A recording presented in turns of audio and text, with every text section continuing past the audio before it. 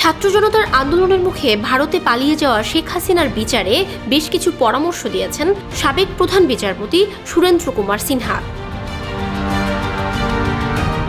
তিনি বলেন, আগস্ট হত্যাকাণ্ডকে মানবতা বিরোধী আখ্যা দিয়ে আন্তর্জাতিক অপরাধ ট্রাইব্যুনালে শেখ হাসিনার বিচার করা যেতে পারে। বেসরকারি টেলিভিশনকে দেওয়া সাক্ষাৎকারে তিনি এ পরামর্শ দেন।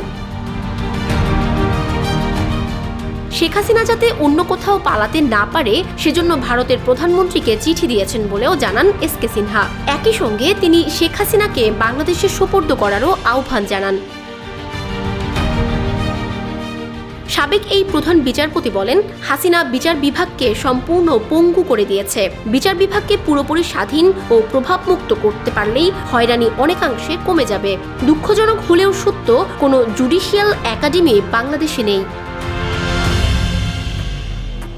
শেখ হাসিনা দুর্নীতিকে বাংলাদেশের নিয়মে পরিণত করেছে মন্তব্য করে তিনি বলেন, দেশের অর্থ পাচার রোধে দেশের দুর্নীতি দমন কমিশন আইনেও কিছু সংশোধনী আনতে হবে। বর্তমান আইনে সরাসরি মামলা করার কোনো বিধান নেই।